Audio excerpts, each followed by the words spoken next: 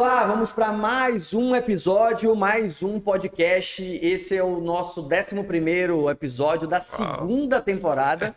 Tivemos a primeira temporada com 25 episódios lá em Salvador. E aqui em São Paulo agora já esse é o 11º episódio, rumo ao episódio número 100. Uau. Essa é a meta. Boa. Gente, sejam todos muito bem-vindos, todas muito bem-vindas. Satisfação ter vocês aqui. Eu não posso começar diferente, tá? Vocês já sabem. Então, curte, compartilha. Se você não está seguindo, segue a gente aqui, tanto no YouTube quanto no Spotify. Vai ser uma satisfação toda terça-feira você receber nossos conteúdos, novos episódios com novos insights para que você consiga ter melhores resultados. Hoje é um episódio especial. Eu tive a oportunidade de conhecer, já falando o nome, já falando o convidado, tive a oportunidade de conhecer o Rogério. E foi muito bacana porque a tua história, ela é muito diferente. Não vamos usar o diferente. Sua história é muito diferente. Sua história é uma história que você começou a contar. A gente teve a oportunidade de passar um final de semana, viajamos, fomos para casa de uma amiga. E você começou a contar e sabe aquela coisa, tipo série do Netflix? Você fica assim, tá, mas e o próximo? E o próximo episódio? Então foi muito legal. E muito bonita, muito bacana. Sim, para mim ali tem performance total, né? Se a gente for levar em consideração tudo que você precisou fazer para superar todos os obstáculos. Verdade. E, cara, obrigado por ter aceito o convite, obrigado por você estar aqui. É uma honra e uma alegria, Cris. Uma honra e uma alegria. Tô muito feliz. Assim, eu não vou arriscar, não pedir isso para ele. Eu não gosto de fazer... tem gente que faz assim, tô mandando para você aqui uma lista de 4 perguntas que eu vou fazer. Nada contra quem faz isso, mas eu não gosto. Eu gosto de deixar algo bem espontâneo para que fique mais à vontade, tanto para você... Fluido, deixa as coisas fluírem. Exatamente. Né? Então, como eu não faço isso, eu não vou me arriscar também e gostaria que você se apresentasse. Tá certo. Então, quem é Rogério? Tá certo. Eu vou falar quem é Rogério hoje para a gente poder conversar. Legal. Quem foi Rogério ontem, né? Legal. Hoje, Rogério mora em Barueri, Alphaville, e Rogério exerce uma função que é o desejo do coração dele. Rogério trabalha sobre espiritualidade. Legal. Eu sou mentor de espiritualidade, eu ajudo pessoas a descobrirem o seu estado de natureza. A grande questão é essa, é porque nós temos um estado de natureza que nós perdemos. E nós perdemos por causa, aí as filosofias vão discutir várias coisas. Eu gosto muito de um filósofo chamado Jean-Jacques Rousseau, que ele diz que a convivência, a educação que nós recebemos acaba tirando a conexão que nós temos naturalmente. Legal. Então... Rogério hoje trabalha com esse resgate do estado de natureza, fazendo com que as pessoas descubram dentro de si aquilo que é original delas. Eu digo que eu não ensino nada, eu faço com que as pessoas desaprendam tudo aquilo que elas aprenderam durante a vida. Então, nós não somos egoístas, nós aprendemos a ser egoístas. Nós não somos invejosos, nós aprendemos a ser invejosos. Nós não somos rebeldes, revoltados, nós aprendemos a ser rebeldes e revoltados. Então eu faço com que as pessoas se conectem com a sua essência. Legal. Isso dentro das 3 áreas, corpo, alma e espírito. E eu trabalho diretamente dentro de uma linha cristã através da palavra de Deus. Legal. Então minha base é bíblica, meu estudo é bíblico e eu utilizo toda a história bíblica para poder trabalhar essa reconexão do homem com o seu estado de natureza, porque tem uma essência que é o norteador da minha vida. Quando o homem conhece a si mesmo, ele conhece a Deus. Sim. O homem que não se conhece, é impossível conhecer a Deus, porque Deus habita no ser humano. Já começamos. Só a introdução. Eu falei, se apresenta. Então já começamos assim. Faz total sentido para mim. Eu não estou falando isso porque a gente está conversando aqui, porque eu estou vivendo um momento da minha vida. Eu até brinco, né? O André Fernandes fala muito isso. Esse ano já é o melhor ano da sua vida. Verdade. E eu comecei a falar isso e a postar isso porque eu estou vivendo um momento de conexão, mas um momento de intimidade, de proximidade nos últimos 10 meses, nos últimos 11 meses, que transformou a minha forma de ver o mundo, transformou a minha essência, quer dizer, resgatou a minha essência. Sim. Fez com que eu conseguisse ter clareza de muitas coisas, de muitas mágoas do passado, que eu conseguisse trazer perdão para algumas coisas. E isso foi transformador para mim. Então, algumas dores. Ontem eu estava conversando já trazendo aqui, porque isso que você falou, eu vou pensando e me vem uns estalos. Ontem eu estava conversando com uma pessoa justamente sobre isso. Ela, poxa, Cris, eu me identifico muito com você, porque você vai falando, só que eu estou num momento que eu estou trabalhando muito, e aí eu comecei a conversar com ela e perguntei para ela se estava tudo bem, não só no trabalho, mas na vida pessoal dela. Sim. E foi quando ela falou que ela estava passando por um momento difícil, porque a mãe estava com câncer, estava acamada, Eu virei para ela e fiz assim, deixa eu te falar uma coisa. Eu não só imagino o que você está sentindo, como eu sei o que você está sentindo. Eu passei por isso há 20 anos atrás com minha mãe, exatamente desse jeito. E minha fuga foi ir para o trabalho. Então, se eu tenho uma coisa que eu posso falar para você viva 100% com tua mãe. Se ela vai se recuperar ou se ela não vai se recuperar, aproveita o momento. Porque isso foi para não ver, eu me afundei no trabalho. Eu comecei workaholic, acordava, ia trabalhar, voltava para casa de noite, só dava aquele beijo de oi, como tá o dia. Via muito pouco os últimos dias com minha mãe. Então eu virei para ela e fiz assim, não faz isso. E essa conexão hoje faz com que eu tenha essa clareza e faça, nossa, se eu tivesse mais próximo, se eu tivesse esse entendimento, eu acho que eu não agiria dessa forma. E hoje eu tento passar isso para os meus filhos. E aí a gente traz essa coisa do que a gente vê hoje, do viver no presente, de estar mais presente. Então você falou isso, na hora me veio isso na cabeça. É impressionante essa conexão, essa forma de olhar, essa forma de você ter esse entendimento. E eu quero que a gente vai falar mais sobre isso. Porque assim, quando você fala que você hoje é um especialista em espiritualidade. Sim. Mas nem todo mundo consegue interpretar e entender o que seria um especialista em espiritualidade. Certo.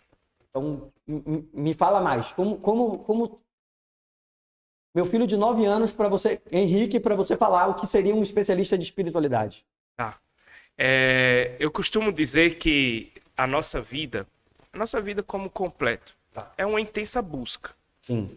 O que você me falou aí de vive o presente, não viva com ela, faça o melhor que você puder. A grande questão é que nós, seres humanos, nós nos compartimentamos demais. Nós colocamos várias caixas na nossa vida. Sim. Você já fez muitos cursos como eu. Sim. Isso eu te conheço, sei. E a gente prioriza por essa questão do conhecimento. Sim. Isso é fato. Em vários cursos, coach, PNL, desenvolvimento humano, em vários cursos o pessoal gosta de trabalhar com áreas da vida. Sim. Áreas da vida, e aí uns trabalham com 5 áreas, 7 áreas, 12 áreas. Eu já vi gente trabalhando com 40 e poucas áreas da vida. É muita área, é muito compartimento. E, na verdade, eu participei uma vez de um curso em que ele dizia, nós temos algumas áreas da nossa vida. A área familiar, sim. Então, é uma área da nossa vida, a gente tem a nossa família. A gente tem a área da saúde. Sim. É uma área que a gente precisa ter atenção, que a gente precisa ter cuidado. A gente tem a nossa área de trabalho, de finanças. Sim. Dinheiro, trabalho, é o que a gente precisa também trabalhar. E a gente tem a nossa área de relacionamentos. As amizades, os amigos, os namoros, os casamentos. E ele falou, e a quinta área é a nossa área de espiritualidade. Sim. É a nossa conexão com algo maior, com o Criador. A mim, biblicamente falando, Deus. E isso é uma questão e uma crença minha. Respeito quem deseja nomear de outra forma, uma conexão com algo maior. E naquele momento, quando ele estava falando, eu comecei a entender que a espiritualidade, ela não é uma área. A espiritualidade é o que envolve todas as áreas. Uau! Por quê? Porque espiritualidade não é religião. A espiritualidade é uma dimensão própria do ser humano. É uma essência do ser humano. O ser humano, ele existe para se conectar com algo maior. Nós estamos fazendo aqui um podcast, mas eu não estou fazendo aqui um podcast por puramente agradar o Cris ou pelo Cris me agradar. Eu estou fazendo um podcast porque eu creio que por meio das palavras que Deus coloca em mim e por meio daquilo que o Cris também profere, nós cremos que há algo mais aqui. Eu nem sei quem é que está assistindo agora. Eu nem sei se você vai assistir, mas eu estou dando o meu máximo aqui. Top. Eu estou fazendo o meu melhor aqui. Olha que a gente está numa sala maravilhosa, mas está eu e o Cris sozinho aqui. Então, se eu não tiver espiritualidade, eu não vou viver isso aqui com intensidade. Uau. Se eu não tiver a espiritualidade, eu vou achar que isso aqui é uma bobeira. Porque eu estou falando com você agora, mas eu não estou falando, entre aspas, com você. Eu estou falando com uma câmera. Sofisticada, bonita, mas tem uma câmera aqui. Agora, a minha espiritualidade permite que eu possa olhar para essa tela e enxergar o seu coração. Isso é em tudo. Sim.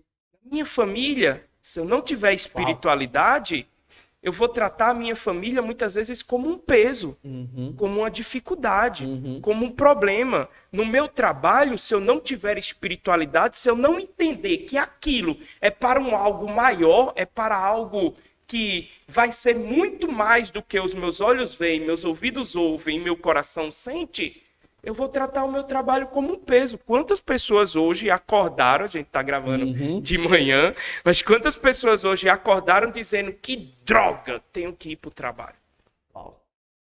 Quantas pessoas? Sim. E quantas pessoas cheias de espiritualidade acordaram e disseram que bênção, eu tenho trabalho e é uma oportunidade de eu me transformar. Isso é espiritualidade. Espiritualidade é você perceber que em tudo que você faz, e em tudo que você vive, e em tudo que você fala, não existe somente o que a sua língua profere, mas existe o que o Espírito movimenta. Há um Espírito que movimenta todas as coisas. Eu não sei, mas pela consciência que Deus me deu, eu sei. Eu não sei exatamente, racionalmente, mas espiritualmente eu sei que essas palavras já vão curar muitas pessoas. Por quê? Porque é o Espírito que movimenta. E a palavra de Deus vai dizer, o Espírito sopra onde quer. Você somente ouve o ruído, mas não sabe de onde vem e nem para onde vai. Isso é espiritualidade. Eu olho para o meu casamento hoje, graças a Deus, eu sou muito bem casado, e eu olho para o meu casamento e eu digo, cara, que bênção, que graça que Deus me deu. Essa mulher me impulsiona de uma forma, essa mulher me motiva de uma forma, essa mulher me questiona de uma forma, que isso é espírito, isso é espiritual. Sim. Paulo, lá na carta aos Efésios, vai dizer, a nossa vida não é uma luta contra homens de carne e sangue. Nós não estamos aqui debatendo entre eu e o Cris. Nós não estamos disputando entre eu e o Cris. A nossa briga é uma briga espiritual, porque da mesma forma que eu acredito que há um sopro para motivação, existe também um espírito para desmotivação. Legal você falar nisso. Como é que eu chamo isso? Eu chamo de desânimo. Sim. O que é o desânimo? A palavra desânimo no latim significa sem alma. É des, que significa negação, e ânimo é alma. Então, quando eu estou desanimado, eu estou tão desanimado hoje, você está sem a sua parte espiritual trabalhada. Uau! Nunca tinha escutado. Você está sem a alma, você está sem... Porque nós somos corpo, nós somos parte material e parte espiritual. Parte material é aquilo que a gente performa na academia e nós temos que fazer. E a parte espiritual é aquilo que a gente performa dentro das nossas emoções, dentro das nossas vontades, dentro das nossas conexões. Então, desânimo nada mais é do que uma necessidade da parte espiritual de se conectar com algo maior. Cara, é muito desanimador eu vir para um podcast desse e achar que é somente um bate-papo. Não é um bate-papo. Isso aqui é um processo de cura, isso aqui é um processo de libertação. Isso aqui eu tô sendo transformado, assim como o Cris não preparou nenhuma pergunta, eu também não preparei nenhuma resposta, e aqui eu tô ouvindo a voz de Deus, aqui eu tô me conectando com esse ser superior e tô dizendo, Senhor, que essa palavra não seja minha, não seja para o meu bem-estar ou para que as pessoas me conheçam, mas seja para que as pessoas possam sentir esse invólucro, isso que envolve toda a vida. Legal. Espiritualidade é vida. Top, top, top, top. Ontem, olha que engraçado, né? Não existe coincidência, né? A gente tá falando disso hoje. Ontem à noite, eu tava conversando com um amigo e ele recebeu um desafio muito top e ele vai começar agora um programa de treinamento, de desenvolvimento de empresários. E é a primeira vez que ele vai se colocar na frente de empresários numa turma. Uhum. E aí eu virei para ele e fiz assim, cara, se eu posso te dar um conselho, foi a primeira coisa que me veio na mente para falar com ele. Ele virou para mim e fez assim, cara, tô nervoso, tu vai começar com isso e aquilo. Eu virei para ele e fiz assim, se eu posso te dar um conselho, entenda que se você for para lá tentando agradar os outros, você não vai dar o seu melhor. Então, preste atenção, você é bom. Simplesmente deixe fluir. Não tente ir assim, eu quero agradar isso, eu quero... Não, simplesmente deixe fluir. Fala o que você sabe fazer. Você não recebeu esse convite à toa. Se você recebeu esse convite para dar esse treinamento, é porque as pessoas já sabem que você é bom naquilo. Então vai lá e deixa fluir. Então é o que você está falando, né? Não é a gente combinar nem nada aqui, é deixar fluir. E quando eu ouvi isso a primeira vez, eu nunca tinha tido essa... Minha família toda tem base católica. Minhas duas avós sempre foram muito participativas. Lá do Senhor do Bonfim. Sempre indo na igreja, né? E eu nunca tinha visto essa coisa do corpo, alma e espírito. Nunca tinha olhado para isso, né? E agora duas ou três vezes você comentou. E eu entendo hoje que sim, a gente precisa cuidar do corpo, mas a gente precisa cuidar da alma, nossas emoções, mas que também a gente tem que ter essa conexão, que vai fazer com que a gente flua, que vai fazer com que a coisa aconteça, que vai... Eu ouvia as pessoas falando, não, mas eu ouvi de Deus, e eu ficava, pô, Deus, eu também queria ouvir. Não, mas o que é? Mas, às vezes a gente ouve todo dia, só que a gente não sabe que a gente está ouvindo, porque a gente não está tendo essa conexão, a gente não entrou nessa sintonia e não sabe que aquilo, na verdade, é simplesmente a nossa voz, a voz que está chegando pra gente falando, fala isso. Sim. E a gente nem entende, nem sabe por quê. A gente nem sabe porque você falou do empresário agora. Sim. A gente nem sabe porque Deus trouxe à minha memória, ao meu coração, alguma imagem que eu preciso falar, que eu preciso dizer. Mas são justamente estes exercícios, estes testes, essas práticas que a gente vai entendendo como é que o rio flui. Sim. A grande questão é nós querermos compreender todas as coisas, entender todas as coisas, ou, como você deu a direção para o seu amigo, que é certíssimo, é a gente querer fazer somente para agradar os outros.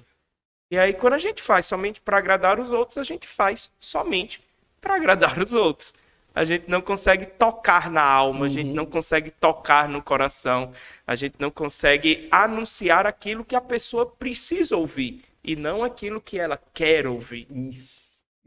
Eu vou pegar esse corte e já vou mandar pra ele, porque era isso que eu queria falar pra você. Quando eu falei pra você assim, vai lá e faz só, era isso. Porque se a gente vai pensando, não, eu tenho que ir pra fazer o melhor.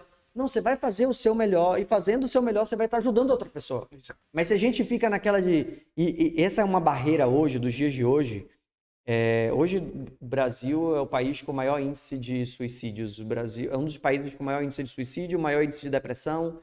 E olha que louco, né? A gente entra num ranking de um dos maiores, com maior índice de depressão, mas também com maior índice de ansiedade. Ou seja, depressão e ansiedade. Os dois extremos. A gente está ranqueado num dos maiores países com maior incidências no mundo. A gente está em todo canto, menos no hoje, né? Menos no hoje. Então, viver o hoje. O que é que eu preciso fazer? Cara, muito bom isso, tudo que você falou, tudo que você compartilhou com a gente. Mas de onde vem isso? Como é que surgiu isso? Assim, poxa, você olhou, quando é que você olhou e você falou, é esse caminho, é esse entendimento? Quem compartilhou isso com você? E isso é bacana a gente entender. Quando eu tive a oportunidade de ficar de frente com o meu primeiro mentor, minha primeira pergunta para ele foi: o que você fez há 14 anos atrás? Porque ele tinha 14 anos já de jornada. E eu perguntei para ele: o que você fez há 14 anos atrás? Porque eu não posso me comparar com você hoje. Sim. Eu não posso olhar para você hoje, eu numa turma de mentoria, ele com, sei lá, 70 pessoas, com um valor bem expressivo. Eu não posso me comparar com você hoje. Excelente. Então, o que você fez lá atrás? Como foi o teu início? Então, fala um pouquinho. Teve uma caminhada longa. Uma caminhada longa de muitos erros e de muitos acertos, mas uma caminhada maravilhosa. Tudo começa com um adolescente totalmente perdido. Totalmente perdido. Eu não estou falando perdido nas promiscuidades, não. Perdido na vida. Ele não sabia. Sem direção. Ele não sabia quem era. Eu tinha, na época, até os meus 14 anos de idade, eu era uma pessoa que não tinha nenhum amigo. Eu não tinha nenhum coleguinha de colégio, eu não gostava de ir para a escola, eu não gostava de fazer esporte, eu não gostava de gente, eu tinha medo de pessoas. Uau! Eu era tímido de uma forma... Quem me vê falando hoje com um microfone assim, nunca vai acreditar no negócio desse, mas eu era totalmente desconectado de mim. Eu era totalmente perdido na minha caminhada. Com 14 anos de idade, eu vivia dentro de casa, trancado no quarto, e era a internet, estava naquela internet discada, e a minha alegria era esperar meia-noite para fingir o que eu não era, porque aí eu colocava um nickname. A gente, na época, era... Você é da minha época, querido. E por que ele esperava meia-noite? Porque o pulso era melhor, era mais barato. Era único. De meia-noite às 6 só pagava um. Você não sabe o que é isso, dá um Google.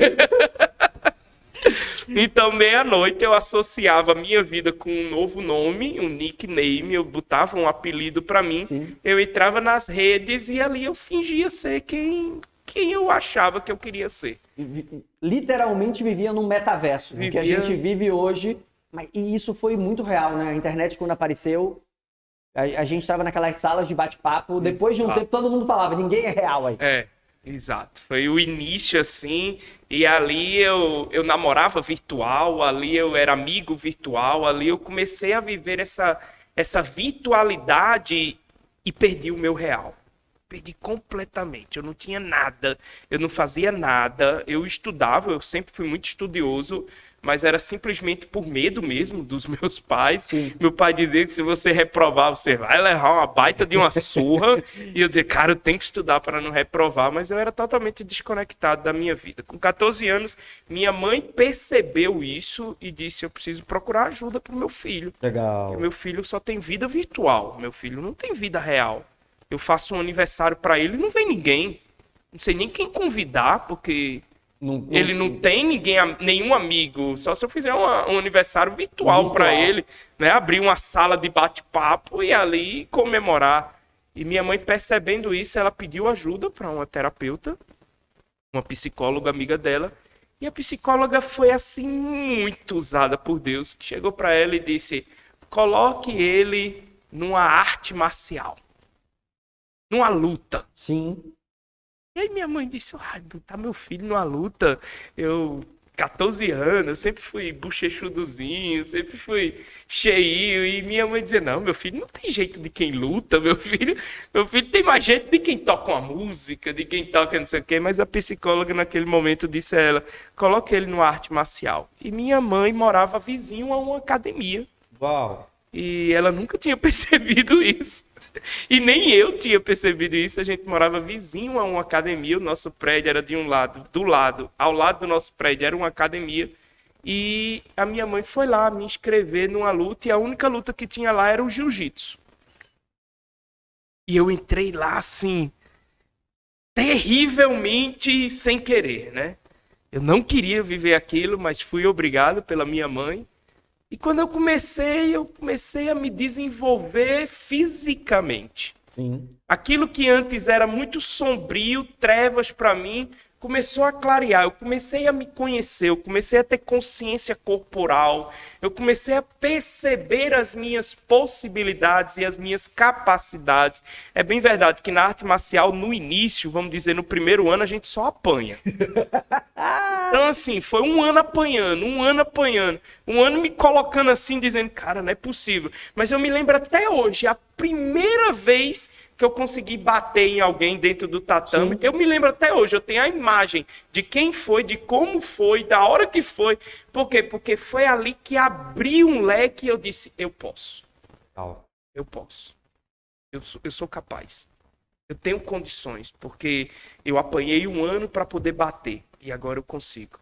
E aquilo ali fez mudou minha cabeça de uma forma em que eu saí de um menino que não tinha consciência de nada da vida para um menino super extrovertido, amigo, alegre, com uma arte marcial, tá? Não tô falando de nada mais, não teve mais nada.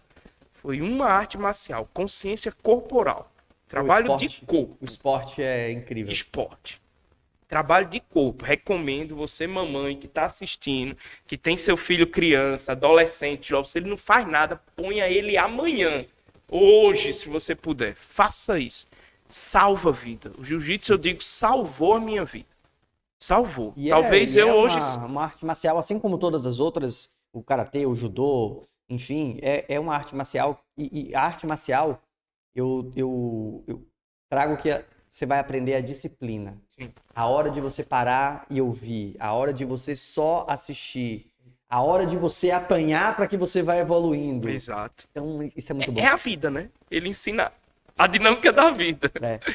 E então minha vida mudou completamente. Eu comecei a ser extrovertido, a ter amigos, a ter namoradas, a gostar de sair, eu era da Paraíba, é forró. Eu ia falar agora, você já percebeu? Ele falou, não, eu morava no prédio do lado. Eu não quis interromper, mas agora que você falou, vocês já perceberam que o sotaque de Rogério, nós estamos falando aqui já com o pé lá do Nordeste. O nordestinês é forte. Então foi daí que eu comecei a realmente a viver. Comecei a viver a partir disso.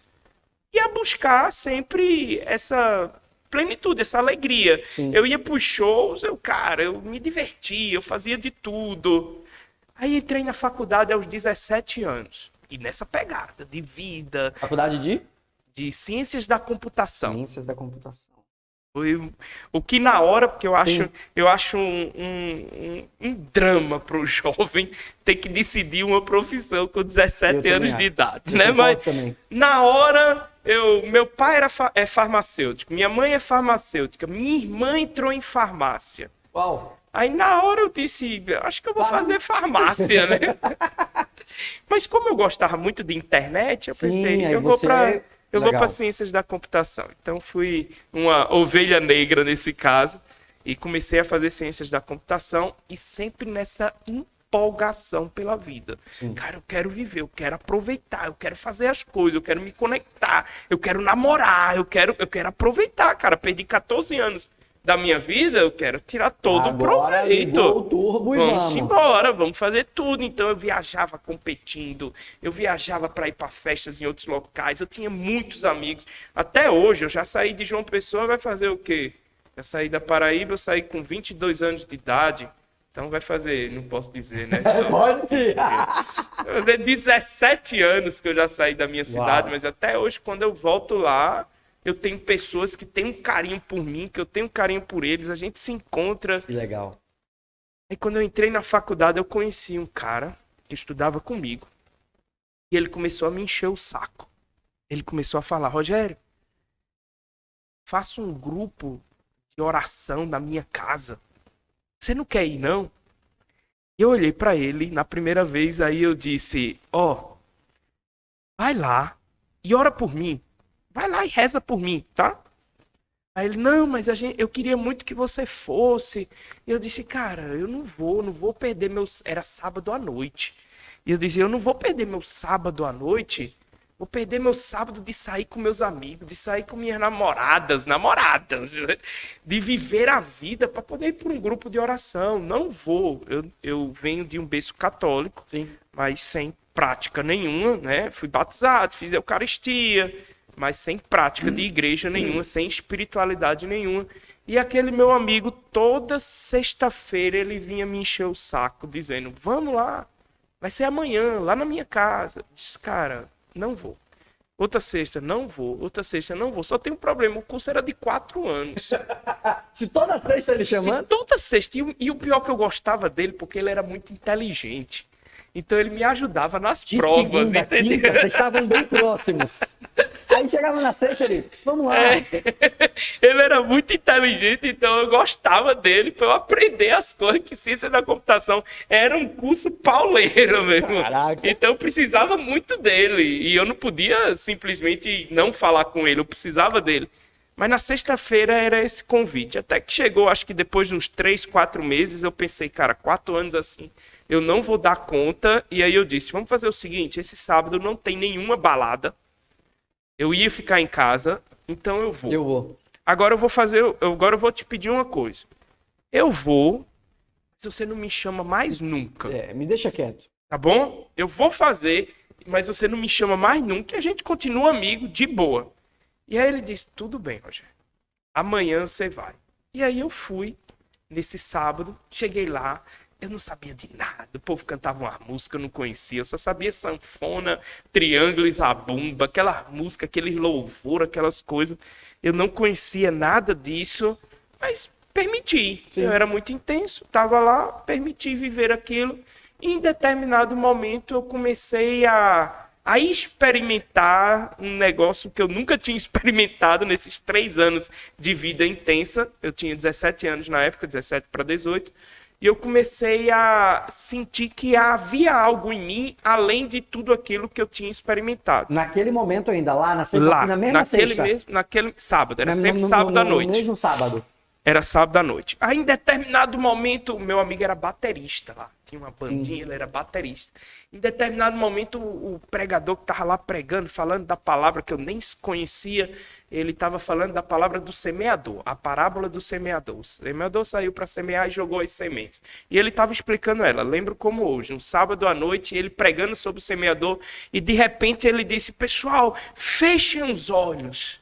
E todo mundo fechou os olhos, menos eu, obviamente. Eu disse, eu vou ver o que é que vai acontecer. Eu estou num território muito esquisito para mim, não faz sentido. E ele disse, fechem os olhos. E eu disse, tá bom. Fiquei de olho aberto, né? E aí eu comecei a ver umas pessoas chorando, umas pessoas assim, gritando tal. E eu disse, cara, o que é isso? Doideira é essa, né? O que está acontecendo aqui? Eu nunca tinha visto isso.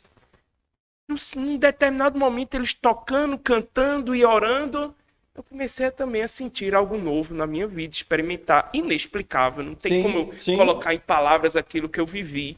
E as lágrimas caíam, e eu comecei a dizer, cara, eu estou chorando, mas eu estou vivendo uma alegria em mim. Eu estou vivendo uma plenitude que eu não vivia. Eu ia para as festas, era bom, era alegre, mas eu precisava beber, eu precisava namorar, eu precisava ir atrás das meninas. E ficava sempre um vazio pós-festa. Naquele momento eu estava vivendo uma plenitude.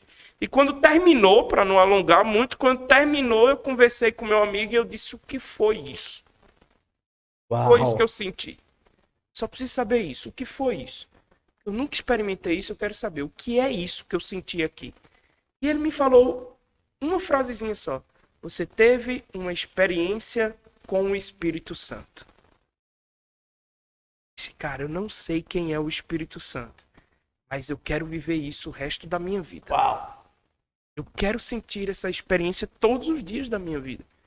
Que é algo muito além do que aquela minha intensidade me proporcionava. Sim. É o que eu falei, é algo que envolve, inclusive, a minha intensidade. E quando eu percebi isso, eu disse, eu quero isso. E fui buscar. Isso eu tinha 17 para 18 anos. Então eu comecei a buscar em livros. Naquela época tinha pouco material de internet. Sim. Lembrando que a internet era muito... Era só de madrugada. era muito fraca, né? Era só de madrugada. Mas de madrugada era melhor para você acessar. Então, tinha pouco conteúdo, então fui buscando, participando das coisas, buscando perguntar às pessoas. Então, eu tive um pouco menos de conselho, eu não tive Sim. tanta sabedoria no momento, mas caí de cabeça. Cheguei um momento que eu estava de segunda a segunda dentro de alguma igreja. E eu ia para escutar a palavra, para ler. Eu não sabia abrir uma Bíblia, comecei a aprender a ler a Bíblia, comecei a aprender a interpretar a Bíblia, fazer um hermenêutico, com exegese, enfim. Comecei a buscar. Quando chegou aos 22 anos de idade, isso eu já tinha 4 anos de caminhada já, de caminhada boa, de caminhada assim, intensa. Quando chegou aos 22 anos de idade, eu conheci um padre, um sacerdote, um franciscano, e quando eu olhei para aquele franciscano, eu me identifiquei com ele, porque ele era um franciscano alegre e era um franciscano muito espiritualizado, ele tinha muita conexão com Deus e ele tinha muita alegria. Eu disse, cara, eu quero ser que nem ele. Legal. Eu olhei e disse, eu quero ser que nem ele, eu quero ser alegre e espiritualizado assim. Na minha cabeça, para ser que nem ele, eu precisava também ser padre. Então eu fiz a opção aos 22 anos de idade, eu fiz a opção de ir para o seminário franciscano. Larguei tudo aquilo que eu já tinha conquistado com o meu curso superior, com o meu emprego, com tudo. Eu fiz esse processo de deixar tudo para trás para poder viver essa nova experiência dentro de um seminário franciscano, totalmente fechado. No primeiro ano eu vivi com outros 21 jovens e a gente foi caminhando juntos. E nesse processo de experiência religiosa eu passei 14 anos. Uau! Estudei filosofia na igreja, estudei teologia na igreja, me ordenei padre, fui padre da igreja católica e trabalhei como padre por 4 anos, até chegar o momento de poder dizer que eu preciso ir para uma nova fase.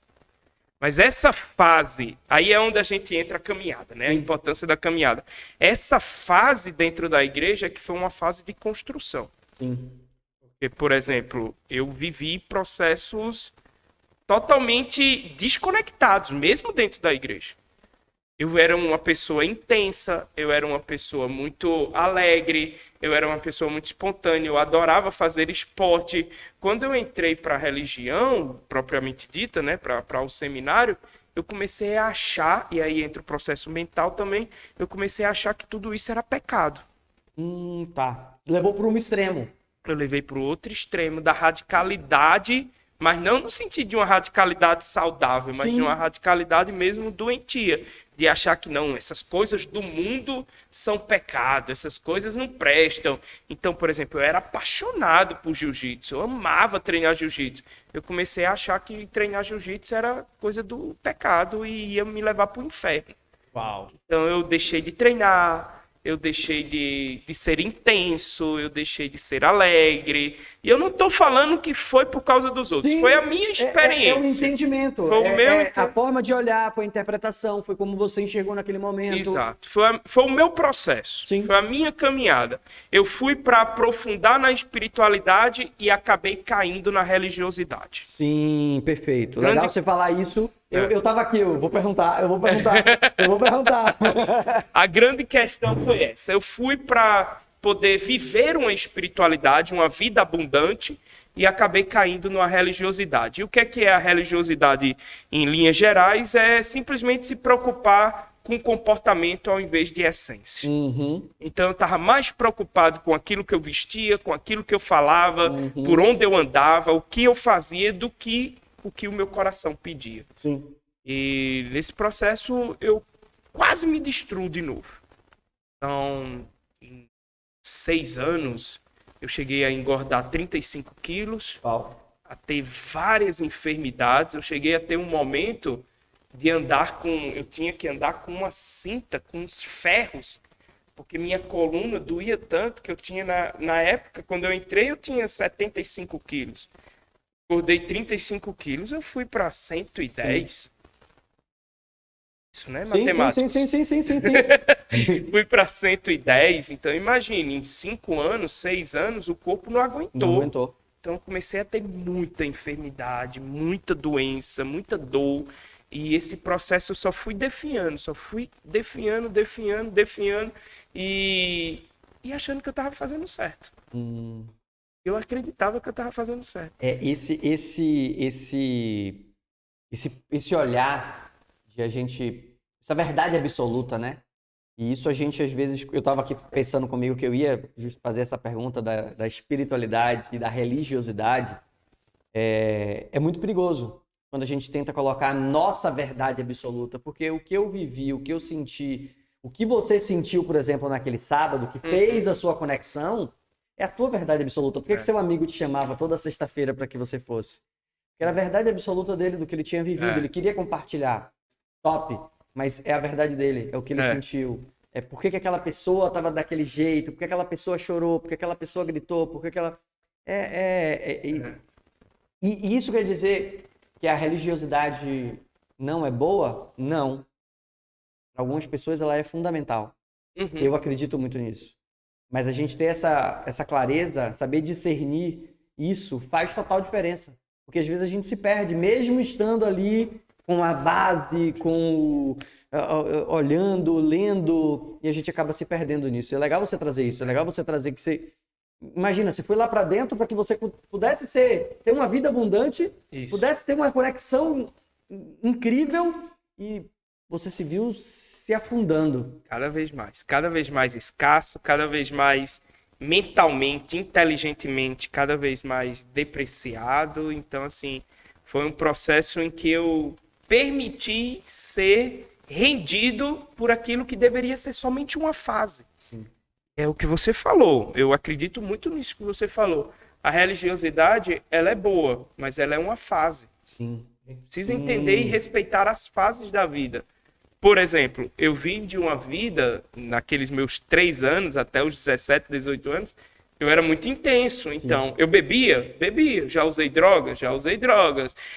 Não tinha respeito com as mulheres? Não tinha respeito. Eu briguei na rua? Briguei. Então, tudo que você imaginar, eu fiz.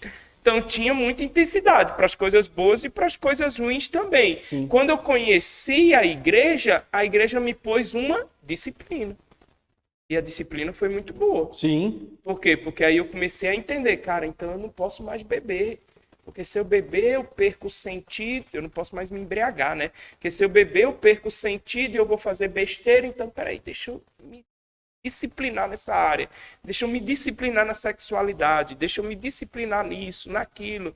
Então a igreja, enquanto religião, traz uma disciplina. Isso é Perfeito. muito bom. Muito bom. O problema é quando, e aí a palavra que você usou, que é perfeita, que é a grande crítica de Jesus com os fariseus, o problema é quando eu absolutizo a disciplina.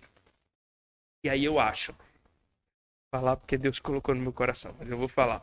Aí eu começo a pensar, quem não faz corrida 5 km por dia vai pro inferno. Sim. Cara, Rogério, você tá falando uma besteira. Não tô, isso é mentalidade de muitos hoje.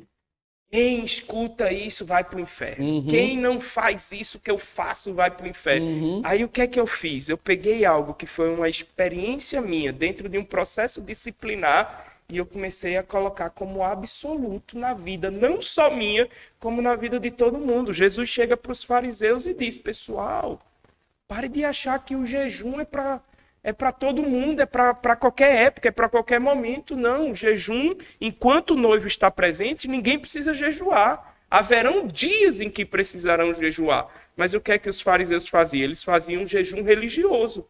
2 vezes por semana ele jejuava e eles acreditavam que todo mundo tinha que jejuar 2 vezes por semana. Eu te pergunto, a primeira coisa para você sair da religiosidade é você se perguntar, por que eu faço o que eu faço? Legal. Essa é a primeira coisa para você abrir a sua consciência e começar a sair dessa religiosidade. Quando eu falo religiosidade, eu não estou aqui somente colocando a religião, estou colocando todas as áreas da minha vida. Sim. Essa pergunta cabe para qualquer coisa. Para qualquer coisa da minha vida. Por que eu faço o que eu faço? Ah, eu faço isso porque minha mãe disse que era bom. Cara, faz sentido para você hoje? Faz sentido para você nesse momento? Você está aí com 40 anos de idade, está repetindo processos e comportamentos da sua mãe? Faz sentido para você? Que era um outro mundo, que era uma outra visão, que foi educada com uma outra educação da tua avó. Exato, exato. E aí foi justamente certo dia eu estava orando, eu peguei a Bíblia e fui orar em cima da Bíblia e abri a passagem de João 10:10. João 10:10 diz: eu vim para que tenham vida e vida em abundância. Eu gosto de fazer uma leitura espiritual e eu começo a questionar a Bíblia, né?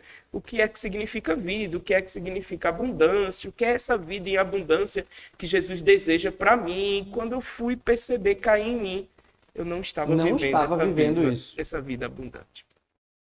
Aquele processozinho do menino de até 14 anos de idade, eu tinha retornado dentro da igreja, dentro do seminário, quando eu estava me considerando totalmente excluído de tudo, distante de todos. Estava repetindo de novo aquilo. Estava achando que eu ia para o céu e o céu era aquilo que eu estava vivendo. Entendeu? Que eu tinha que me excluir de todo mundo porque o mundo é muito pecaminoso e os amigos não prestam e as pessoas não prestam. Então esse foi um processo de uma saúde espiritual que eu vivi, mas acabei entrando numa doença espiritual. Sim. Que foi justamente a religiosidade. A religiosidade causou-me essa doença, que foi a absolutização daquilo que era disciplina importante dentro de um período. Eu disse, não, é isso que eu tenho que fazer. Sim. Sabe como Jesus me quebrou? Depois desse negócio, dessa oração, foi até engraçado essa cena. Depois dessa oração, eu conectei com Jesus e eu disse, Senhor, eu quero viver essa vida abundante, eu não estou vivendo. Estou vivendo uma vida que eu vou para fisioterapia o tempo todo. Eu estou vivendo uma vida que eu só vivo com dor.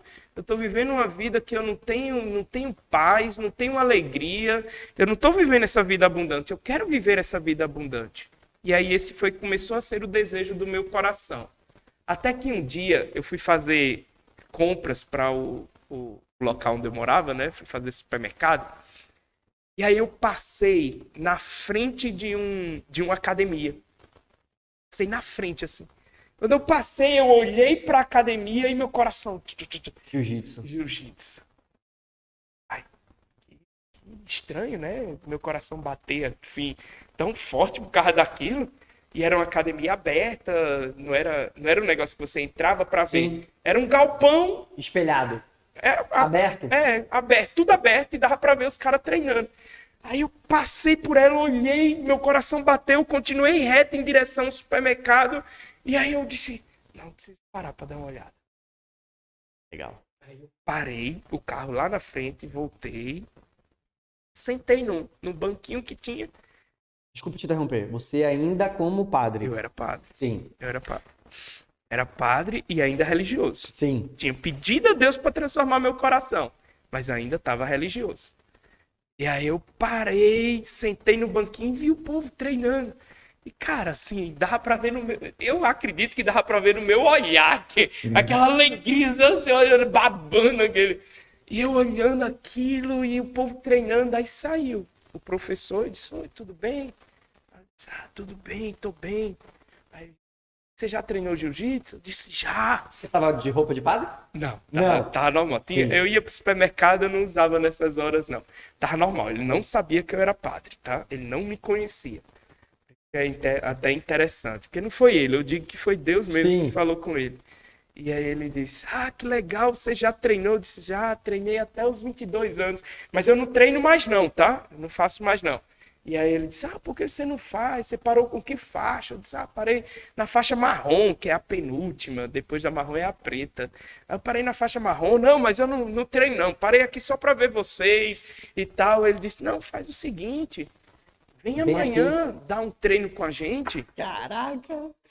Meu coração naquela hora tava vibrando, assim, de alegria. Sabe aquela alegria que eu sentia quando eu fiz a primeira vez? Eu tava sentindo de novo aquela vida abundante, a alegria, a plenitude. E você tinha pedido. E eu tinha pedido, e aquele negócio... Aí ele chegou, vem amanhã dar um treino com a gente. Eu digo, não tenho interesse não. Aí ele, não, mas, pô, ele chato, velho. Eu digo, cara, tu foi chato, velho, tu foi chato. E aí ele disse, não, mas por quê? Você não gosta mais de jiu-jitsu? Aí eu comecei a dar minhas desculpas. Sim. Aí eu disse, não, é porque eu não tenho kimono. Aí ele olhou pra mim assim e disse, não, não tem problema. Olha que loucura, o cara não me conhecia, o cara não sabia quem eu era, não sabia o que eu era. Aí ele chegou pra mim e disse, não, não tem problema não, eu te empresto um kimono. Outra coisa. Deixa eu pensar uma outra desculpa. Aí eu disse, não, mas qual é o kimono que você tem? Eu não sei nem se cabe em mim. Aí ele disse, não, peraí, eu vendo o kimono aqui, então você vai poder escolher o kimono que você quer. Aí eu disse, e agora, velho? Porque kimono tem tamanhos, né? Eu disse, não, pode ser que o tamanho não caiba. Ele disse, não, eu venho tal. E aí mostrou um arara cheio de kimono. Você pode escolher o que você quiser. Você vai treinar com o que você quiser. Aí eu disse, cara, e agora? Aí ele disse, inclusive, ele me falou, inclusive, você era faixa marrom, eu sou faixa marrom, eu vou dar a minha faixa para você usar. Eu sei que no jiu-jitsu isso é muita honra. Sim. Isso é muita honra, porque a minha faixa é minha, eu não dou para ninguém. E ninguém pode nem pegar na minha faixa. Ele não te conhecia. E ele não me conhecia. Não sabia quem eu era. Ele não sabia que eu era padre. E ele disse, não, inclusive você é faixa marrom, eu vou dar a minha faixa para você usar. Eu disse, cara, já sei. Agora só tenho a última desculpa. Eu disse, cara, muito obrigado, você é muito gentil, mas eu não tenho dinheiro para pagar. Ele disse, não tem problema. Pode ver. Eu deixo você treinar de graça. Eu digo, lascou. Não tem mais o que falar. Eu disse, lascou. Eu disse, tá bom, então amanhã eu venho treinar. Aí eu, no outro dia eu fui treinar. Com muita luta, tá? Sim. Muita luta interior. E a nossa alma do certo e errado. Do certo e do errado. A minha alma já desejava, mas o meu corpo, a minha mente, a minha mentalidade estava atraída em que aquilo era errado. Mas a minha alma queria vida abundante. A nossa alma deseja vida abundante. A nossa alma já viu coisas que os nossos olhos não viram. Por isso que muitas vezes a gente não consegue nos compreender. A gente diz, meu Deus, por que eu quero isso? Porque a sua alma já viu que você é capaz de ter aquilo. Então a minha alma já tinha visto eu entrando no tatame de novo, treinando de novo, e a minha mentalidade, não, isso é pecado, isso não vai dar certo, isso não pode. Eu lutei, briguei e venci. Eu imagino que essas 24 horas até o outro dia foi ali... Foi terrível. Oração, questionamento... Foi o tempo todo. Perguntando às pessoas, eu tinha amigos na igreja, eu perguntando, cara, o que é que tu acha? Aí uns diziam, não, pode não. Aí outros diziam, eu acho que é de boa. E eu ficava, cara, não é possível, como é que eu faço? Mas fui, meio-dia começava o treino, meio-dia eu tava lá. O cara tirou o kimono, me deu, o cara tirou a faixa, me deu. O cara deixou eu treinar e quando eu pus aquele kimono, eu me lembrei do Rogério que Deus tinha me informado. Esse cara, é isso. Entendi. Eu me entendi. Mas agora eu preciso voltar. E aí eu voltei para minha intensidade. Como eu falei no início, né? Espiritualidade é intensidade, espiritualidade é vida. Essa grande diferença. A religiosidade é a disciplina, é muito boa, mas cuidado com ela, porque ela é fase. Fase. Tem gente que absolutiza aquilo que era para ser somente uma fase da vida. Então, eu comecei a viver aquela intensidade da minha vida, comecei a voltar a ter amigos, O jiu-jitsu, enfim, salvou minha vida. Segunda vez. Segunda vez que ele salvou minha vida. E eu comecei a voltar a minha alegria, a minha conexão.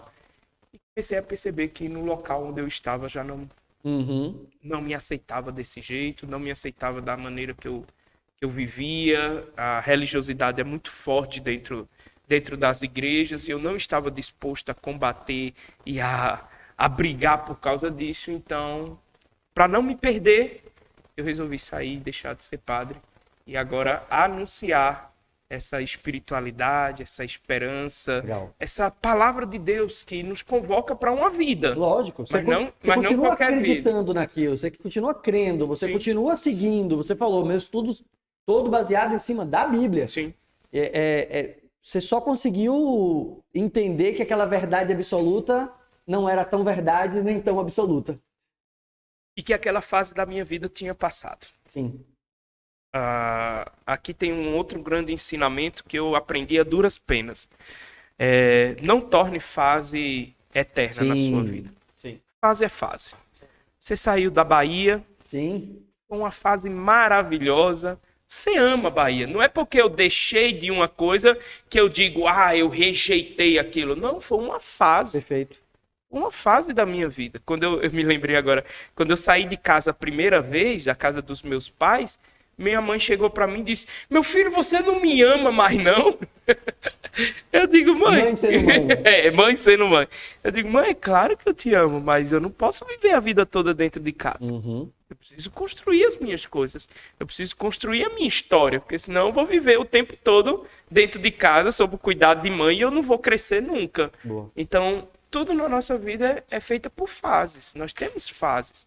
Eu não posso tratar aquilo que é passageiro como eterno, aquilo que é fase como identidade. Perfeito. A sua identidade é filho de Deus, a sua identidade é imagem e semelhança. Onde você está agora e o que você está fazendo agora é fase. Sim. Fase. Foca na identidade e aproveita de todas as fases. Eu olho para o que eu fiz na igreja e eu digo, cara, foi um tempo maravilhoso. O que a igreja me deu de sabedoria, de inteligência, talvez eu não teria conseguido em canto nenhum. Eu fiz um curso de teologia de 4 anos. Foi um bacharelado em teologia, um curso superior. Eu fiz um curso de filosofia, que eu sou apaixonado por filosofia, em 4 anos. Então, cara, o que eu ganhei de conhecimento, de experiência, eu pude ter a graça de atender mais de 5.000 pessoas facilmente. Atender, ajudar, aconselhar. Então, isso me deu uma bagagem de poder olhar para as pessoas e entender a fase que elas estão vivendo. E é justamente dentro desse invólucro da espiritualidade que eu trabalho as pessoas para que elas entendam que o que elas estão vivendo é uma fase, que existe uma outra fase para a vida delas e o processo dela sair da fase atual para a fase que ela se encontra, ela precisa da espiritualidade, ela precisa dessa conexão. Muito bom, muito bom, muito bom. Rogério, deixa eu te falar, você falou 2 coisas que eu anotei aqui, que eu quero te fazer uma pergunta, tá? Pode fazer. Até porque, como eu falei para você, eu tô vivendo um momento, esses últimos meses, com muito mais proximidade, com muito mais espiritualidade, com muito mais entrega da minha parte. Certo. E eu acho que eu posso, não vou colocar assim, muitas pessoas, né? Mas sim, eu acredito que pode ser uma dúvida, porque você trouxe um detalhe assim. Não. Primeira pergunta. Quando você falou assim, eu li aquela passagem, João 10:10, se eu não estiver enganado. Certo. E eu fui estudar sobre aquilo. Sim. Você sempre fez isso? Você aprendeu isso? Por que você faz isso? Porque eu acho que isso é fundamental. Sim. A gente entender, porque essa semana, tem umas 2 semanas, que meu filho mais velho veio me fazer esse questionamento. Pai, quem traduziu a Bíblia? E na tradução de tantos anos atrás, como é que eu posso trazer isso para hoje? Então, quando você falou assim, eu li aquilo, mas eu fui estudar aquilo. Isso foi seu? Isso foi uma coisa que para aprender, para desenvolver? Alguém te falou? Sim. E como isso é importante? Sim. Isso foi desenvolvido. Tá. Isso eu aprendi na filosofia. Tá. Então, na filosofia. Coisa que casou. Foi. Tá. Na filosofia, estudando filosofia, vendo os filósofos. E como eu falei, a igreja me deu um curso de filosofia e me deu um curso de filosofia não religioso, porque quem me dava aula era professores da faculdade federal. Sim. Apesar da faculdade que eu fiz foi particular, mas quem me dava não era professores religiosos. Sim. Então eles eram até provocativos com a religião. Bem filosóficos. Bem filosóficos, né? Então quando a gente ia ver os filósofos ateus, sim, Nietzsche, né, Schopenhauer, Kierkegaard ainda era cristão, mas religioso, depois se debandou também. E quando a gente foi vendo os filósofos ateus, eles questionavam muito, eles sim, provocavam muito. E isso fez com que eu fosse buscar atrás. Eu disse, cara, eu não posso aceitar o que ele está falando goela abaixo. Eu preciso questionar também. E eles motivavam isso. Ah, legal. Eles faziam isso. Então foi um processo que eu aprendi dentro do estudo filosófico, de saber fazer perguntas. Legal. Foi isso. E eu precisava saber fazer perguntas. Desde lá do pré-socrático, desde Sócrates, quando Sócrates fala a verdade está dentro de você. Maior perguntador, né? A maiêutica socrática, quem sou eu, quem é o universo.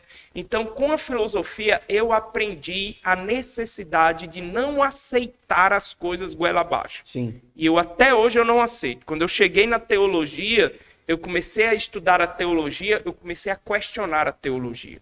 Eu comecei a buscar além da teologia.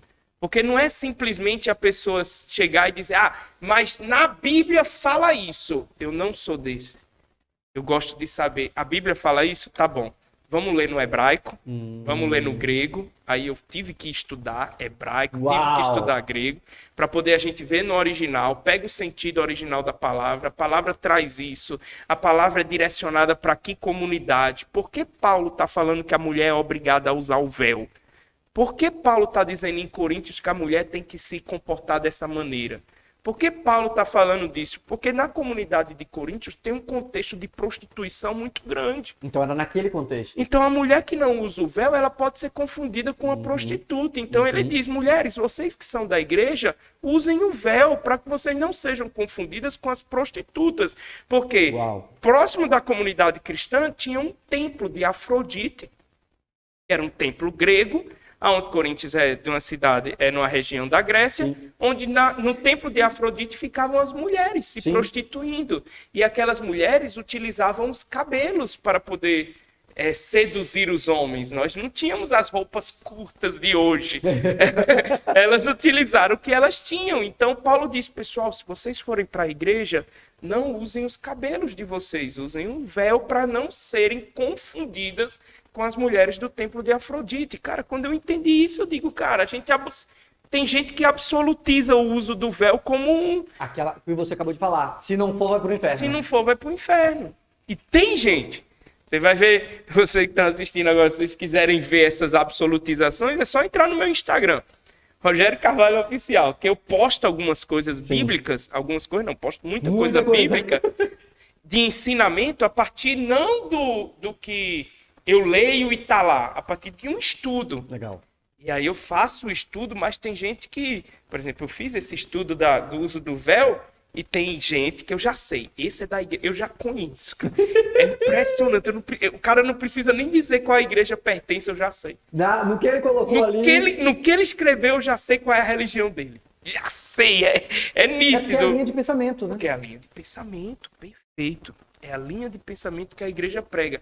Rogério, tá errado? Não tá errado, mas você precisa ter a consciência disso e você se questionar. Porque eu faço o que eu faço. Sensacional. Você usa o véu. O véu é errado, é pecado, eu vou pro inferno. De jeito nenhum. Você gosta de usar o véu? Ótimo, eu acho lindo uma mulher orando de véu. Maravilhoso. Agora, por que você usa o véu? Eu uso porque na minha igreja manda. Faz sentido para você? Tá trazendo crescimento? Você sabe por que ele manda? Tá te tornando abundante? Ou tá te separando daquilo que você é? Então, esses questionamentos eu aprendi na filosofia. A minha teologia, que foi mais impositiva, eu me tornei questionador por causa da filosofia. Então, eu gosto de ler a Bíblia, mas eu não gosto de lê-la simplesmente por ler. Eu gosto de questionar a Bíblia, eu gosto de perguntar a Bíblia. Quando eu lá li João 10:10, eu já tinha a noção da filosofia. Porque primeiro a gente faz filosofia. Essa é uma sabedoria da Igreja Católica. Primeiro, todo seminarista faz primeiro filosofia para depois fazer teologia. Porque primeiro precisa aprender a pensar. Sim. Filosofia é você literalmente pensado, é o pensador. Precisa aprender. É os pensadores, é o que você vai ler ali, que você precisa ter.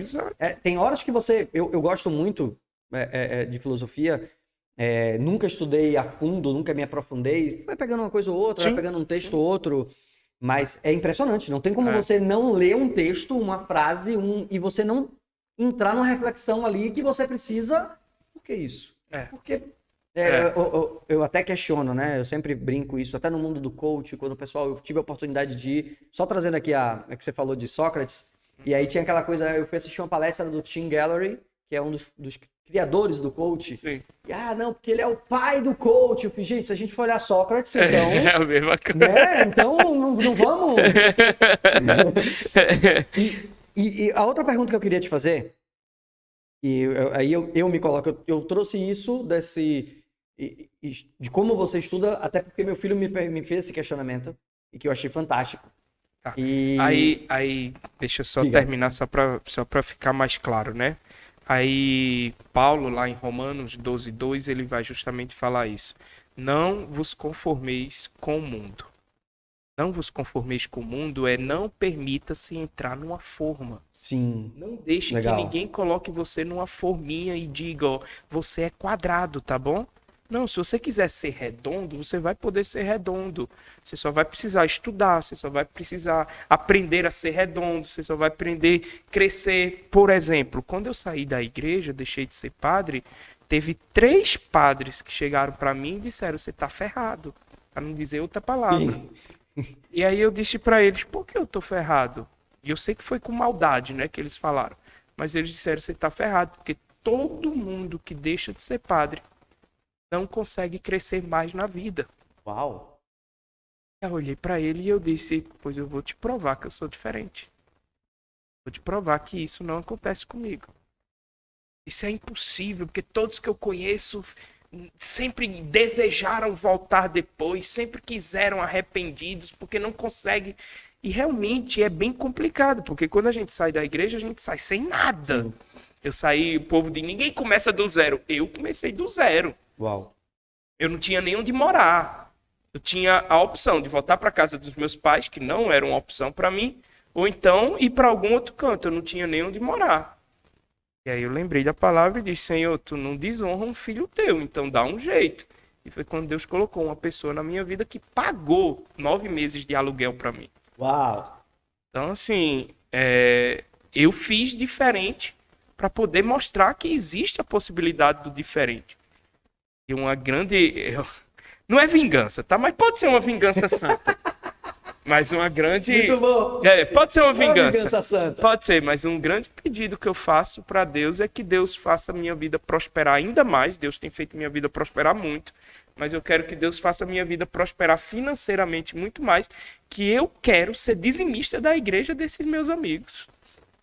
Desses caras que falaram isso. Eu quero ser dizimista Você acaba sendo um modelo para essa quebra de padrão. Eu quero ajudar eles, porque eu sei Sim. das escassez dele, Sim. eu sei dos bloqueios dele, eu sei das dificuldades dele, e eu quero ajudar eles.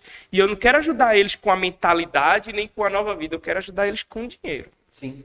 Uau! Assim, eu tenho pedido muito a Deus essa graça para poder ajudá-los financeiramente em relação a isso. Eu já ajudo um, mas os outros 2 eu não ajudo, não. Mas um ele já veio me pedir ajuda. Muito bom. E a outra pergunta é porque você de novo falou contando tua história, e eu anotei aqui na hora. Como você faz sua oração? Porque existe um padrão?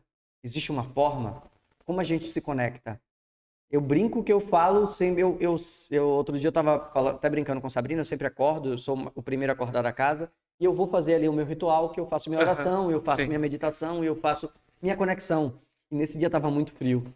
E normalmente eu fico no meu cantinho e eu não consegui colocar a mão como eu coloco. E eu falei, Deus, desculpe, mas hoje está muito frio. E sabe aquela coisa assim de que, não, tem que ter um jeito, tem que ter uma coisa. E você falou assim, e você conversou, e por isso que eu anotei, porque na hora que você falou, você foi dar o exemplo, você fez assim, não, e eu cheguei e perguntei pra ele, pô Deus, por que isso? Essa conversa, essa... Sabe qual é um dos vídeos que mais tem visualizações no meu Instagram? É impressionante isso. Um dos vídeos que mais tem visualizações, o título é pecado orar deitado? Cara, na minha mentalidade, olha como a gente é de caixinha, né? Na minha mentalidade, não faz nem sentido eu fazer uma pergunta dessa. Na minha mentalidade hoje, não faz nem sentido. Mas a quantidade de gente que vê e diz: Rogério, muito obrigado. Eu achava que era pecado. Rogério, muito obrigado. Você me libertou. Rogério, obrigado, porque eu nunca orei deitado porque eu dizia que era pecado. E a quantidade de gente que diz: é pecado. Tem que orar de joelhos. É pecado. Tem que fazer isso. É pecado. Tem que fazer aquilo. Então, por isso que depois eu estou intensivamente ensinando Bíblia no Instagram há uns 7 meses. Depois desses 7 meses, eu consigo identificar quem é a pessoa e de onde ela é, por causa dos comentários. Mas uma das principais vídeos que deu mais visualizações foi esse. Um negócio assim que parece ser tão simples, tão tolo, tão banal. Para mim, dentro de uma mentalidade de compreensão do que verdadeiramente é oração. Sim. E aí a gente pode responder a pergunta, então. Existe um jeito certo de orar? Existe. Sim, tem um jeito certo de orar.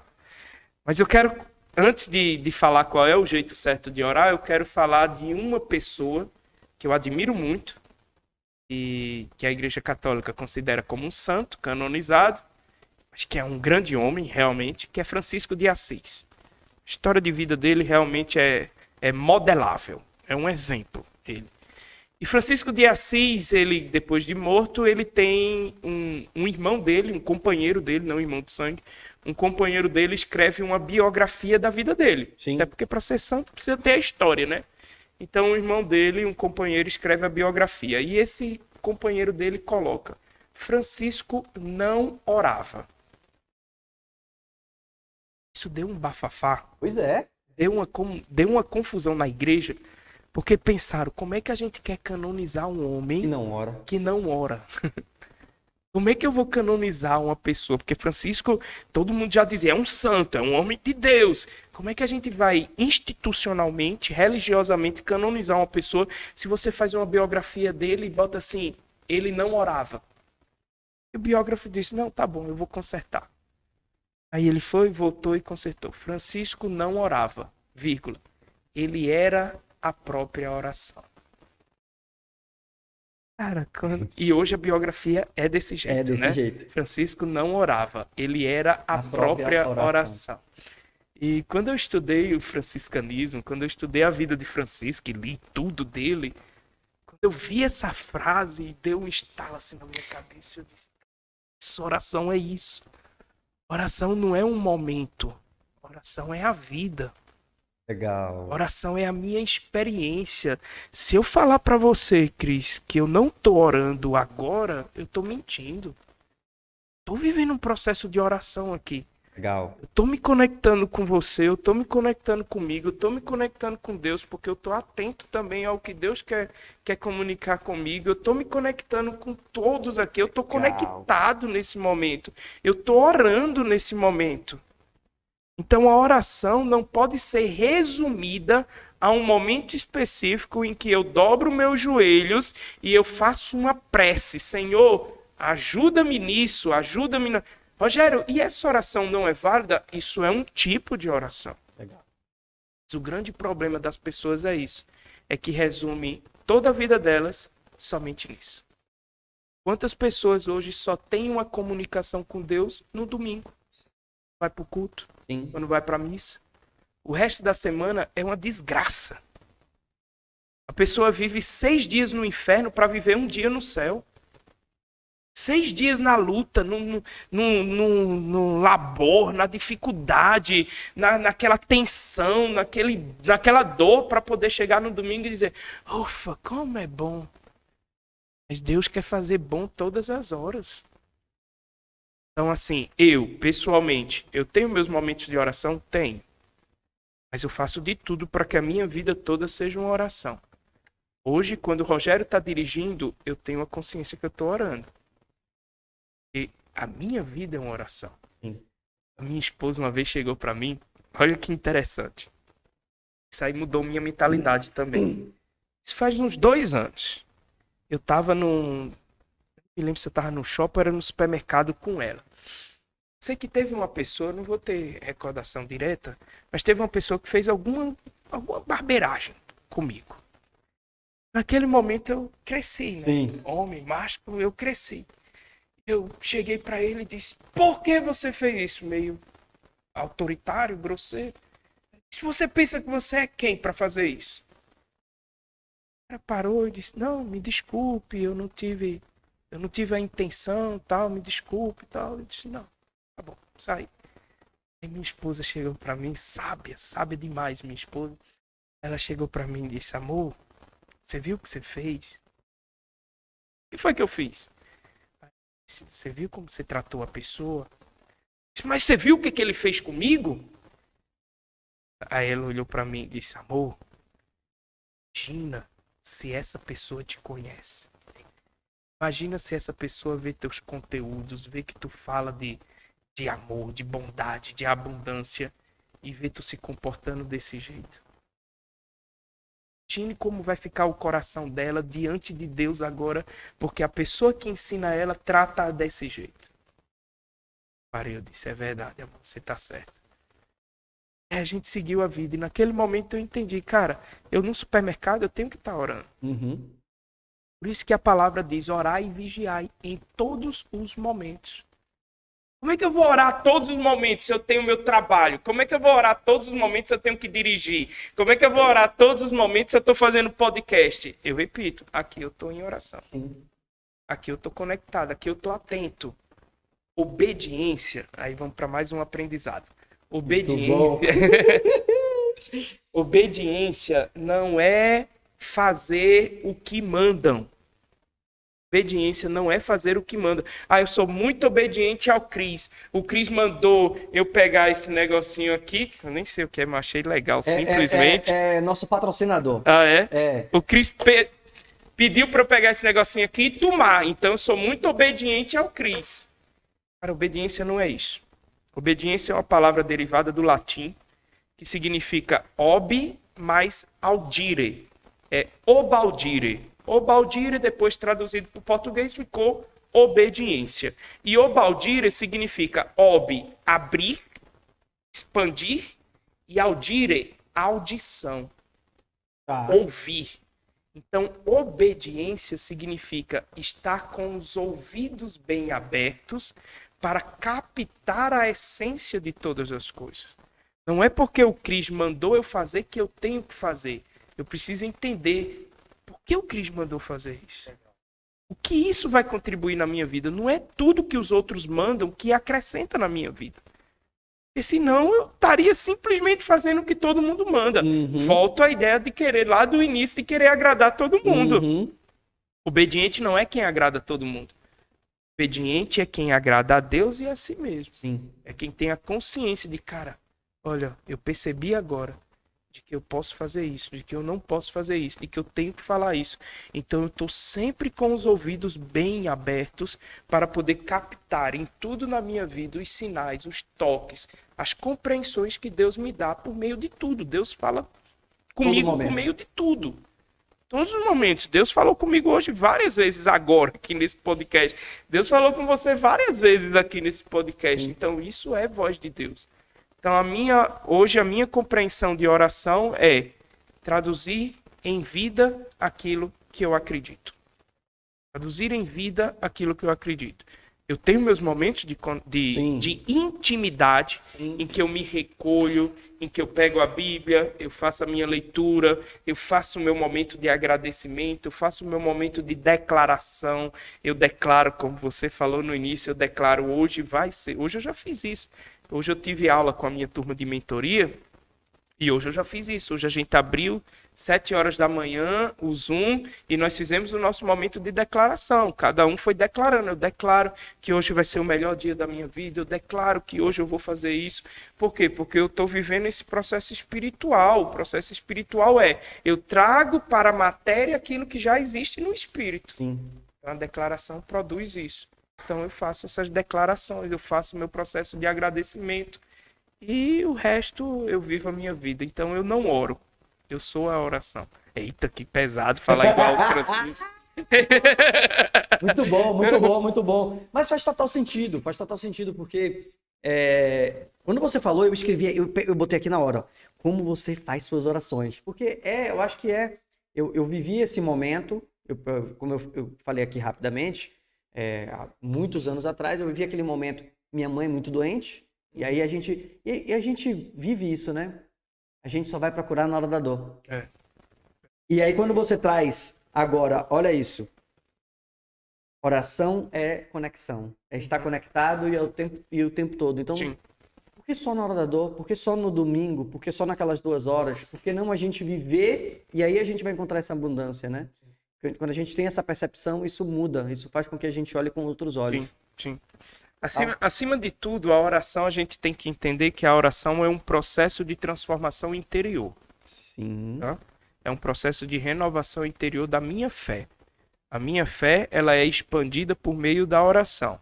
Então eu começo a declarar na oração não aquilo que eu sinto, mas aquilo que eu acredito. Sim. Isso é um processo saudável da oração.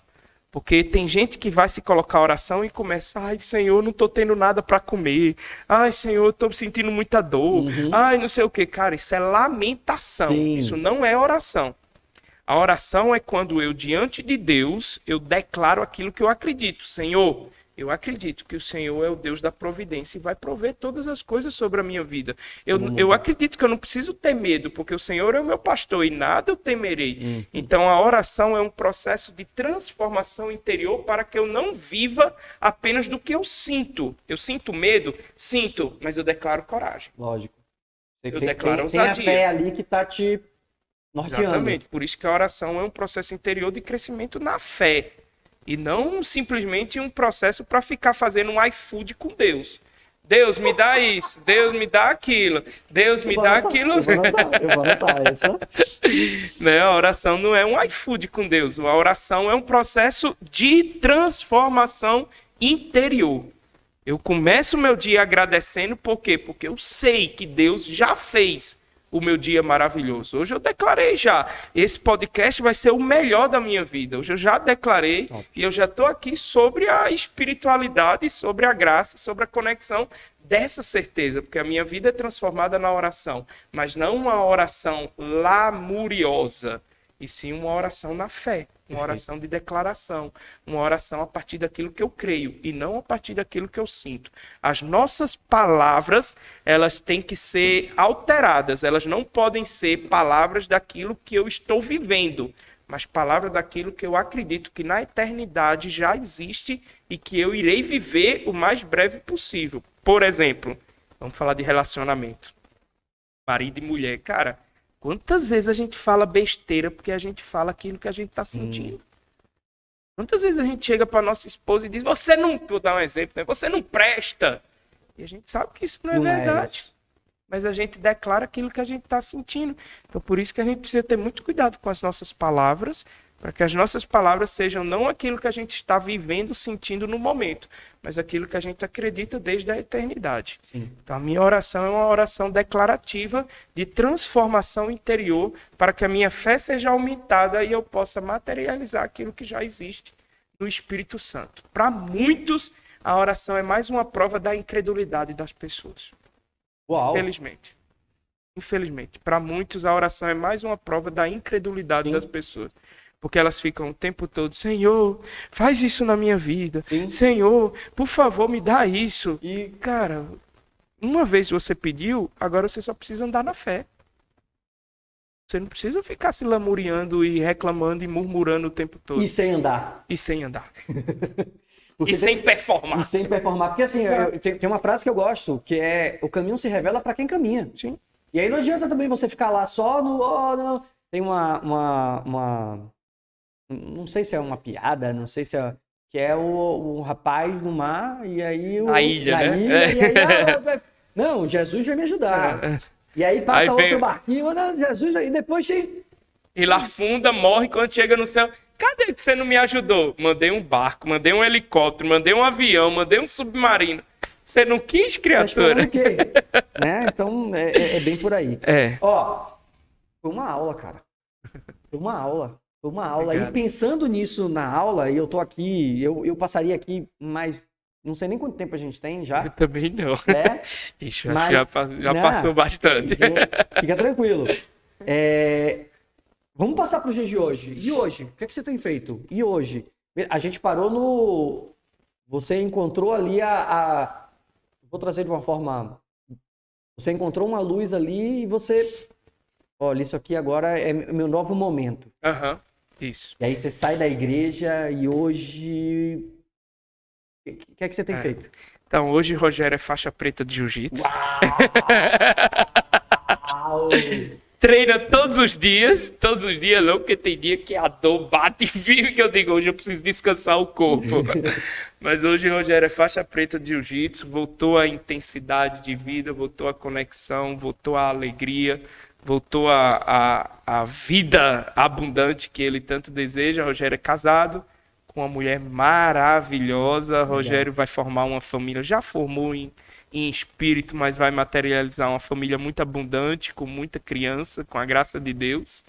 E Rogério, como eu falei, Rogério é professor de Bíblia. Eu dou aula em alguns seminários também teológicos. Legal. De igreja. Olha aqui, olha isso. Olha isso. Eu dou aula em seminários teológicos da igreja.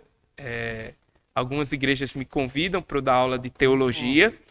Eu sou formado em teologia, pós-graduado em teologia bíblica também.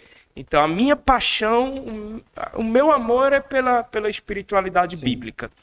E eu já fiz muitas coisas depois que eu saí da igreja, já tive muitas atividades, mas eu sempre termino e eu gosto sempre de falar isso. Eu ajudo pessoas a entenderem a Bíblia de uma forma simples e eficaz. Então, eu hoje dou aula de Bíblia, tanto em igrejas quanto na internet também. Eu dou mentorias de Bíblia, dou estudos bíblicos, eu tenho livros sobre a Bíblia, eu tenho um livro que é a Bíblia para Todos, em que eu pego todos os livros da Bíblia e faço um comentário de cada livro, para que as pessoas possam entender não somente o que está escrito, mas o porquê está escrito por trás daquilo tudo. Como eu falei, como é que a gente vai saber que Coríntios é uma cidade promíscua? Então eu escrevo dentro porque ler a gente lê. Sim. Agora entender o porquê a gente precisa estudar. Então o meu livro é trazendo o contexto de cada livro. Como é que o pessoal pode encontrar esse livro? Não, tudo no meu Instagram. Tá tudo no meu Instagram. Assim, aqui na descrição, tanto para quem está no YouTube quanto para quem está no podcast, no Spotify, eu vou colocar o seu link. Perfeito. E a galera consegue chegar lá. É só colocar no meu Instagram. No meu Instagram eu tenho o meu site também, rogeriocarvalhooficial.com.br. Mas tá tudo lá no Instagram. Tem um link, clicou e a pessoa vai... Aí lá tem todos os meus curso de Bíblia para mulher, curso de Bíblia geral, curso de Bíblia comigo, estudando comigo. Os outros é gravado, eu tenho mentoria. Então, assim, eu tenho uma gama aí, só tem crescido. Eu estou escrevendo um livro, inclusive eu termino essa semana ainda. Eu estou escrevendo um livro das 50 maiores perguntas sobre a Bíblia. Uau! As maiores dúvidas, né? As dúvidas das mais bestas às mais complexas. Por exemplo, por que a Bíblia católica é diferente da Bíblia evangélica? Então, vou explicar porque... Eu estou terminando. Até o final do fim de semana eu termino com essas 50 maiores perguntas sobre a Bíblia, tanto da parte estrutural quanto da parte interna mesmo. E estamos aí, estamos produzindo, estamos vivendo intensamente e transformando a minha vida em oração. Ah, que legal, que legal, que legal. Galera, eu curti muito, cara. Obrigado. Foi muito bom, foi muito bom. Eu curti muito. Muito de boa. Foi uma aula. Acho que não só assim os questionamentos que eu fiz, mas você trouxe um entendimento. E eu acho que isso é o que faz trazer clareza, trazer essa visão diferente. Sim. Eu acho que isso fez sentido para mim. Bom, né? Espero que tenha feito. Eu espero não. Vai fazer sentido para muita gente. Vai fazer sentido para muita gente. Eu já deixo um convite para quando você quiser voltar, tá? Opa. Porque dá pra gente conversar, como eu falei, dá pra gente conversar ainda muita coisa. Tem vários assuntos aí pela frente, a gente pode falar, por exemplo, mais técnico, trazendo a leitura, trazendo... Sim. Eu acho que é importante, é bacana. Aproveitando que eu estava fechando, mas é porque assim, eu nunca tinha lido a Bíblia. E aí chegou num momento, nesses meses, com essa entrega, com essa proximidade, nós fomos numa feira do livro e eu me aproximei de um stand e me deu vontade de comprar aquela Bíblia. E eu cheguei e comprei, não é uma Bíblia teen. Depois que eu fui ver que era uma Bíblia para criança, que era uma Bíblia com uma linguagem mais... Mas eu olhei e me deu vontade de comprar aquela. E eu comprei aquela. E eu até brinquei com Sabrina porque eu comecei a Bíblia lendo o Apocalipse. Eita. Começou do melhor. Eu fui logo pra ver, eu quero ver o que tem aqui, pra eu ver se é isso mesmo. E assim, mas a ideia que eu quis trazer essa história é porque trazer essa clareza, trazer esse entendimento, para mim fez muito sentido. Eu acho que faz sentido para as pessoas. A gente descomplicar, a gente desmistificar algumas coisas que poxa, será que é isso mesmo? Por que fala aí? Isso do véu que você trouxe, completamente novo. Para mim, por exemplo. E a gente entender isso, eu acho que faz sentido e aproxima a gente desse conhecimento. Total. E afastou tanta gente, aproxima de Deus, né? Também aproxima da liberdade. Deus é liberdade. Eu vou terminar, mas é porque me veio ao coração esse case, né? Esse caso que para mim foi surpreendente. Porque eu nunca tenho assim a certeza do resultado que meus alunos vão ter. Eu sei que eles vão ter resultados, mas teve um que foi maravilhoso, de uma mulher, faz 3 semanas isso. Ela me ligou assim, muito eufórica, muito alegre, muito animada, e ela disse: Rogério, isso era uma segunda-feira, ela me ligou e disse: Rogério, você não sabe o que aconteceu? Eu disse: o que foi? Me conta tudo. E aí ela falou: eu estava domingo em casa, meus filhos tinham ido ficar com o esposo, dia de domingo, ela é divorciada, e ela disse: cara, eu vou aproveitar o domingo para ficar em casa, arrumar as coisas, alinhar tudo. E aí ela botou uma música e tal, começou a arrumar a casa, e aí ela sentiu no coração. Aí ela disse: senti no coração, Rogério, de ir para a missa. Isso é coisa boa, parabéns. Aí ela disse: mas Rogério, fazia 10 anos que eu não pisava na igreja. Senti no coração de ir para a missa. E ela fazia mentoria, acabou a mentoria dela, mas ela fazia mentoria comigo. E aí ela disse: eu me lembrei logo do que você falou, que quando sente no coração, que o toque de Deus é o coração, e quando eu sinto no meu interior, é Deus falando, e aquilo ia me exigir. E eu disse: eu vou para a missa. E ela foi, depois de 10 anos, e ela ligou para mim para dizer: Rogério, foi a melhor missa da minha vida. Rogério, eu sabia tudo o que estava acontecendo, eu me conectei com Deus na missa de um jeito que eu nunca tinha me conectado antes, na minha adolescência, juventude, vida adulta, e por isso que eu deixei de ir à missa, porque a missa já não fazia sentido para mim, eu estava afastada de tudo aquilo. Então, o processo eu primeiro me conecto para depois cumprir as coisas. Quando ela se conectou com Deus, ela sentiu no coração o desejo de ir. Sim. E olha que eu não mando ninguém para canto nenhum. Eu só ensino a pessoa a se conectar com a sua essência. A se conectar com essa espiritualidade que envolve a vida toda. Eu só ensino isso. E aí depois cada uma vai tendo resultado. Aí é impressionante. Aí tem uns que dizem: meu relacionamento mudou, meu casamento foi restaurado, meu não sei o quê, eu fui para a missa. Eu digo, o resultado é de cada um. Mas o que a gente tem que viver é essa proximidade com Deus. Muito bom. Até porque, super coerente, esse último case, uma das suas primeiras frases, eu voltei aqui de propósito. A espiritualidade envolve todas as áreas. Envolve todas as áreas. Então ela tá sempre... Não é uma área, ela envolve todas as áreas. Exato. E aí vai fazer com que a pessoa até vá para a religião, vá para a igreja, mas ela nunca mais vai da mesma forma. Ela nunca mais vai como obrigação, ou por medo de ir para o inferno. Sim. Ela vai porque ela sabe que ali tem irmãos, tem uma boa estrutura em que ela vai poder ter um momento de conexão, de ouvir a palavra, de viver aquela experiência. Então é impressionante. Quando a gente se conecta conosco, a gente descobre Deus e a gente se abre para as possibilidades. Muito bom, cara. Gostei muito. Foi performático. Não foi? Cara, muito bom. Gente, espero que vocês tenham gostado, espero que vocês tenham curtido. Rogério, você já falou rapidamente, mas como é que a galera te acha nas redes sociais? Vai no Instagram tem tudo. Instagram, @Rogério Carvalho Oficial. Legal. Ali você vai me achar tudo. Eu vou deixar o link na descrição. Se você não pegou, vai lá, é só clicar, vai te direcionar para lá, a pessoa vai cair no seu... Aí lá tem o meu site, rogeriocarvalhooficial.com.br, mas entra no Instagram, que é o mais fácil hoje. Entra no Instagram, que lá você vai descobrir meu site. Aí no meu site tem meus contatos, WhatsApp, Telegram, tem tudo lá. Legal. Que vai fazer com que você possa estar junto comigo. Legal, muito bom, muito bom, muito bom. Galera, espero que vocês tenham gostado, espero que vocês tenham curtido. Pra gente finalizar, lembra de curtir, lembra de seguir a gente, isso é importante. A plataforma entende que está sendo bacana e entrega para mais pessoas. A gente está no processo de reconstrução do nosso YouTube. Tivemos um YouTube hackeado e estamos começando do zero, um novo Acontece. YouTube. Pois é. Então, se inscreve para poder a gente ganhar essa força novamente aqui no canal. Se você já era inscrito, poxa, mas Cris falou isso, olha lá. Não estou mais inscrita porque era o outro canal. Então, esse canal novo, vai lá e se inscreve de novo. Mandar um abraço para o nosso patrocinador, Simplesmente, que é um produto natural, 100% natural. Simplesmente, o nome é legal. O nome é interessantíssimo, né?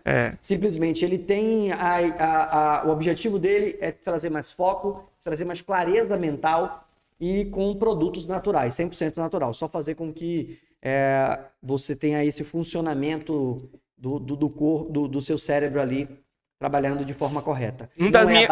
Das minhas mentorias se chama Divina Mente. Sério? Uau! Porque aí eu trabalho a mentalidade para a gente poder se conectar com o divino, né? Olha! Por isso que eu achei bem legal. Bacana. Simplesmente. Um abraço para o pessoal da Simplesmente. Não estamos indicando nenhum suplemento para você. Procura o teu médico, procura o seu nutricionista para que ele passe para você a melhor suplementação, tá? Um forte beijo, um grande abraço. Fiquem com Deus. Até a próxima. Beijo! Até mais.